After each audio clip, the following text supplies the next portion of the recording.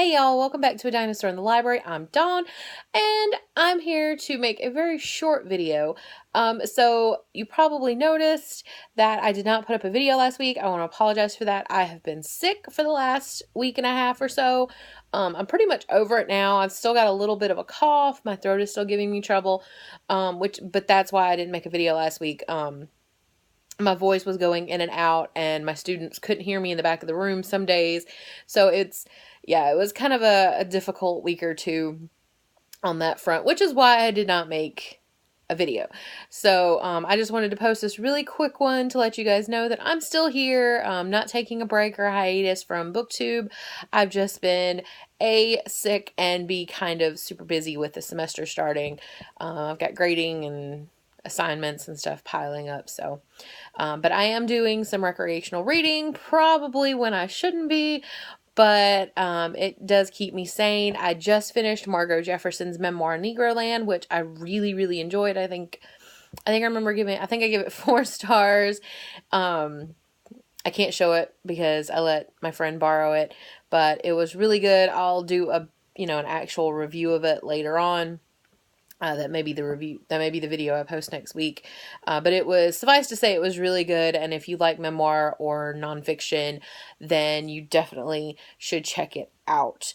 I'm right now reading Jules Verne's lost novel, Paris in the 20th Century, which was written in 1863, but his editor said it was completely unbelievable and refused to publish it. So it sat completely unknown in a safe in the family home. And in, I want to say the 80s, his great-grandson or great-grandnephew, I can't remember which, found it, and now we have it. And somehow I did not see this thing. I didn't know it existed until the last year or two. It was published in the 90s, and I've always loved Jules Verne and H.G. Wells and stuff, so I really don't know how I missed it, but I'm really enjoying it so far. It's really interesting to see what he thought the 20th century looked like. So the book takes place in 1960, and essentially humankind, or at least the section of it that we see, has pretty much given up on the arts. Being a poet, being an artist is essentially a terrible thing. You're looked down upon. And our main character, whose name I am not remembering right now, his first name is Michel. But he lives with his uncle's family because he's an orphan. His father was an artist, and his uncle's a banker, and they're completely embarrassed by him because he won a prize for Latin verse, which is a ridiculous thing to have won a prize for in their time. The only acceptable thing to study really is science and engineering and medicine and things like that. It's just not acceptable to be in the humanities or arts. And as someone who graduated with 3 bachelor's degrees in areas that are all humanities and arts related, some of the commentary doesn't seem too far-fetched, which is kind of scary. But it's really interesting to see what he thought 1960 was going to look like from 100 years prior. And I've heard that a lot of the predictions in it are pretty darn accurate, and I'm going to have to agree with what I've heard so far. I mean, obviously he didn't get everything exactly right, but he got a lot of things pretty close for somebody living in 1863.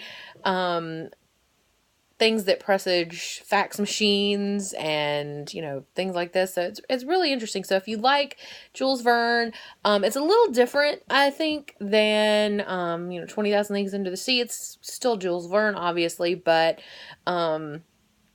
it's a little bit different than his other writing, and I can't really explain why yet, but it just feels a little bit different. But I'm really enjoying it. I'm enjoying it as much as I enjoy 20,000 Leagues Under the Sea, which is saying a lot because, further down the list from Time Machine, that's one of my all-time favorites. So, but yeah, so if you like sci-fi, I would definitely suggest picking it up. I got this one online, I think from Books A Million. I ordered this one from. I had a coupon. I think I got it from Books A Million, and it was $14 in the paperback. You could probably find it at your library too, or ILL it. if you so desired. So as you can see, I'm not sitting in front of my bookshelf. I've been spending a lot of time on my couch the last couple of weeks. You can see my Jabba the Hutt over my shoulder, and, you know, Highlands Ecstasy from the Guild with Felicia Day and Will Wheaton over my head. Yeah, not my typical filming spot, but I've just not felt like getting over there in front of the bookshelf and trying to talk. So this is about the limit of my ability to film right now. Hopefully by next weekend, I will be absolutely 100% well, and I will be posting more content, probably a review of Negroland, or if I'm finished with it by then, of Margot Jefferson's book and Paris in the 20th Century. We'll just see how my reading goes this week, because I'm behind on a lot of things and I really need to catch up.